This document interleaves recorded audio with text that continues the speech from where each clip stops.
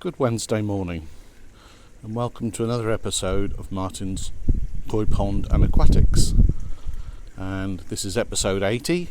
So what I thought I would do is an overview of all the individual aspects of my fish keeping hobby, because it's quite diverse. I do a bit of everything, and we'll start off with the pond.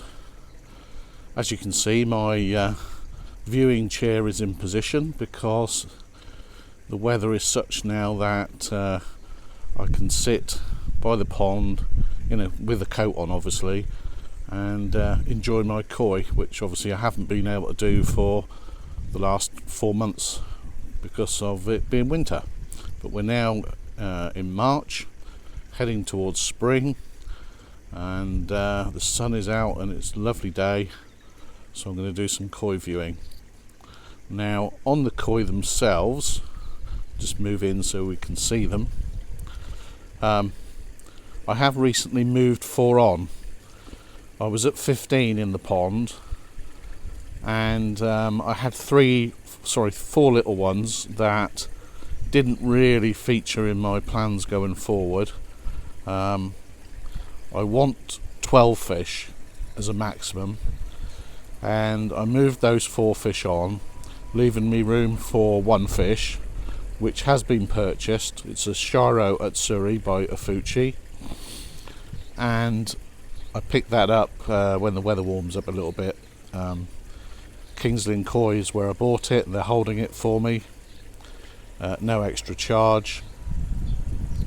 And their indoor ponds are at 14. I'm at 10 at the minute, so maybe when I get to 12 consistently, I will think about getting him or her. I'm going to call her Daisy. So, Daisy the Shiro Atsuri. But anyway, about the pond itself. Now the pond measures 3.3 metres that way and 3 metres that way. It's 1 metre deep at this end and 90 centimetres deep at that end. And holds approximately 9,000 litres of water, so around 2,000 gallons. And it's a liner pond built into the ground, and it's a pump fed system. Now obviously the fashion is to have gravity systems with bottom drains, which are definitely better, but when I built this pond I was very much not in the know, and I went for the simple and easier way to do it. So I do have a bottom drain, which is there behind the Yamabuki. It's what's known as a retrofit bottom drain, so it sits on the bottom of the pond and is connected to the pump by 1.5 inch pipe. And that pump is a 20,000 litre per hour Veriflow, which I'm running at about 14,000 litres at the minute an hour. And that pump feeds both my main filters, the Nexus and the shower. Now where it comes up from the pipe, there's a split there, and one arm of the split goes straight into the shower, and the other arm goes into the Nexus. Now I know that means the water going into the shower isn't mechanically filtered, but actually there's not really a lot of debris settling in there, so it's not really a problem. And what happens is every so often I flush it out, and that seems to clear it, because when I clean the Nexus with a pump fed system, you isolate the feed coming in by shutting off a valve, but what that does, it pushes all the flow into the shower, and what that seems to do is flush out any of the debris that has collected in there. And like I say, if I look in the top of the shower, it's pretty clean, so I'm happy with how that's working. So the water comes up from there, one arm goes into the shower, the other arm goes into the Nexus, but it goes via a Evo 55 watt UV, so it goes through the UV into the Nexus, gets filtered in the Nexus, and comes back just down there in a 4-inch return. So that's my main filtration for the pond. I also have a in-pond skimmer, a Jibo one, and that's connected to an 8,000 litre per hour pump in that corner, and that feeds into the Oasa Screenmatic 6000, and that filter obviously filters out all the leaves and everything that is sucked down the skimmer and uneaten food, and then I can just clean the tray in there once every couple of weeks, because there's actually not that much muck goes down there now. That's no longer my main source of filtration. It was before I got the Nexus, but now it's secondary filtration. So quite a lot of filtration for the pond. The Nexus, when I clean it, there's a pipe that goes straight to my main drain, so the water goes straight to drain. When I clean the Screenmatic, I drain the water onto the lawn over here, and wife's not happy about that, but luckily it doesn't need cleaning that often, even though it's a sponge based filter, because like I said, it's only taking water from the surface, not a great deal of debris goes into it. So those sponges really are pretty much extra biological filtration rather than mechanical filtration. Now, if I come around here, you'll see my electrics. Not the best, but they do the job. I've got a switch box here that controls the two pumps, the UV and the Screenmatic. That's plugged into this outlet here. This is the controller for the vary pump. Now at the minute I'm running it at 60%, so I don't know what 60% is of 2,000 litres, 20,000 litres per hour. It is 12,000 litres per hour I'm running it at. So there's approximately 6,000 litres per hour going in the Nexus and 6,000 litres per hour going in the shower. Now as summer comes along, or late spring, and it warms up, I will up the flow to a full bore, full 20,000 litres per hour, to make sure that the water's well filtered. But at the minute they're only having a little bit of all season food, so don't really need that powerful of filtration. The UV is currently turned off because we're not likely to get green water at this time of year. So, and finally, just a little bit about the fish. Now there's 6 Gosankes, so there's 2 Kahaku, 2 Sankey and 2 Showa. There's a Goromo, a Yamabuki Ogon, a Mukashi Ogon, a Kajaku and a Shusui. I think that's all of them. So most of these koi came from King's Lynn Koi. 3 of them came from Coastal Koi, which is also quite near to me, and 1 of them came from Maidenhead Aquatics, which was bought as a Father's Day present by my daughter. That's the Mukashi Ogon, which is actually a very nice fish, considering it's not from a major koi dealer. So that's the fish, that's the pond, and next we'll do one of the tanks. Welcome back. Now I realised, having watched the footage that you've just watched, that there was actually quite a lot about the pond that I hadn't mentioned in that first video. So rather than do a video about all my aquatics, I'm going to do a video all about my pond. So without further ado, we'll go back into this corner. Now there's a bit of a mishmash of pipes, but normally this area you can't really see it, and I'll explain why in a bit. But you can see here the 4-inch return to the pond from the nexus, and then there is the pipe that sort of snakes round, goes here to the UV, and there's another pipe that sort of goes from the drain, oh, I'm caught up, along here, and that's the pipe that eventually goes round the corner into my drain. Dogs following me as usual. So the nexus is in this corner. I've got it covered with this patio table cover, which seems to work. I don't particularly want it going all green and manky inside, and I've got a bit of OSB that I've painted to make it protect it from the rain, and I just use that as a weight to stop this coming off. Now obviously we had some pretty massive storms in the UK a couple of weeks ago, and the cover survived okay, so if it can survive them I think it's going to be fine.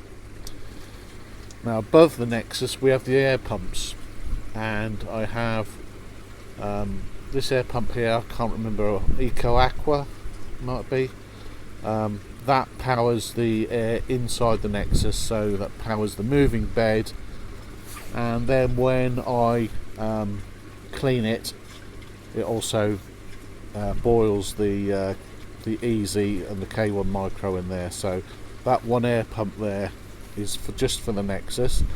The other air pump is one of those Jibo ones off eBay, and that is connected up to the retro bottom drain, which at the minute, as it's winter, I've got the air off on that because I don't think I need that extra oxygenation, but in the summer I'll have air coming up there, and just giving the pond some extra oxygenation.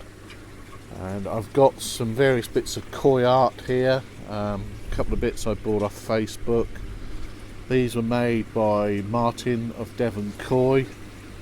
That's outside temperature gauge, which doesn't appear to be working, might be needing a new battery, but yeah, they are quite nice, a little bit of koi art.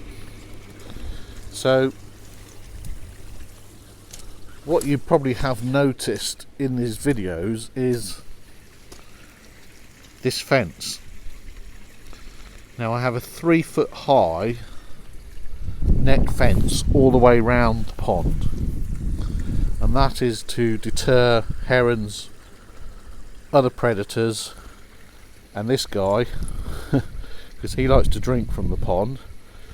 So this net here works as a deterrent, and I made it by knocking some plastic pipe into the ground, and then these aluminium uprights slot into that. These are a metre long, so there's about nearly a foot, 20 centimetres or so slotted into that plastic pipe, so it's very firm, and the net is just held on with zip ties,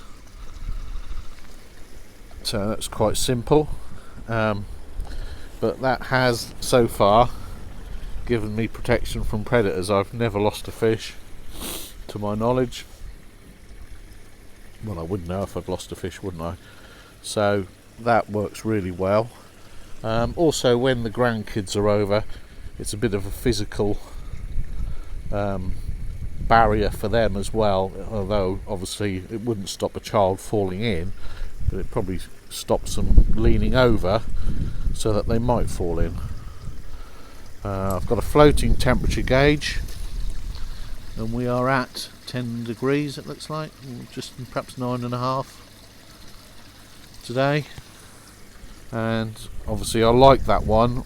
I did have another one that floated in the pond, but that was a pain because the temperature gauge was actually in the water, and it was forever getting covered in algae. But with this one, I think it's a swimming pool temperature gauge. you never have to lift it out, because you can see the temperature very easily just by looking down on it. Now I've got here a bit of kit that's a lifesaver, and it did save the life of my koi last year. It's called float switch, and that float switch is connected to the main control box, and basically if I was to get a leak, say one of these bits of flexi pipe split or moved or whatever, and started draining the pond, once that float there goes level, it shuts all the electrics off for the pond. Now last year I put some filter floss in the top of the shower, and that was before I had the Nexus and the current system, and basically it clogged up overnight and water was pouring out the back of the shower and draining away here, and I lost about a foot or so out of the pond before the float switch kicked in, killed off the electrics and saved me draining the whole of my pond. Because although I've got this retro drain, one disadvantage of it is it could drain my pond right down to about 1 centimetre if there's a leak. So it's important that to have some protection against that happening. So if you've got a pump fed system, I highly recommend you get one of these and you have it at least connected up to your main pump. I've got it connected to all my electrics, so it basically kills all the electrics if I have a leak. And that helps with the skimmer as well, because when I had the leak last year, the water level dropped below the skimmer cup, and that would have started sucking in air and may have run the pump dry, so burnt the pump out. So possibly saved me some money there. What else have we got to tell you about? Oh yeah, now normally you see these upright pieces of wood, normally there's a bamboo screen that goes across there around the back of the shower to here, and that kind of covers all that up except for the shower and makes it look a lot tidier. But during those heavy winds I talked about, my bamboo screen got absolutely destroyed, so I need a new one basically, and I've got a temporary net across there just to protect from herons etc. until I get a new bamboo screen, which hopefully will be in the next couple of weeks, and I'll film me fitting that when I do it. And round the edge of the pond there's a variety of ornaments, fake herons, ornaments that the family have bought me to put around the pond. My son bought this dragon, and my daughter bought the duck, my other son bought that duck, my wife bought me that Japanese pergola type thing. So we even got Yoda watching over the pond over there. So that's basically the pond, everything about it. I don't think I've left anything out now. Oh yes I have. Got a feeding rectangle here, which I use to stop too much food going down the skimmer. Now obviously the koi are quite boisterous feeders, so some food does get spilt out and it does make its way into the skimmer, but it's only a little amount of food. And last summer I had an auto feeder on that brick there, or rock, and that was feeding the koi for me, but I'm not 100% certain I'm going to reuse that this year. I am actually thinking of hand feeding them this year, but we'll see. So we'll back off, give you a wide angle view of the whole pond, and that's this for this video. I hope you enjoyed it.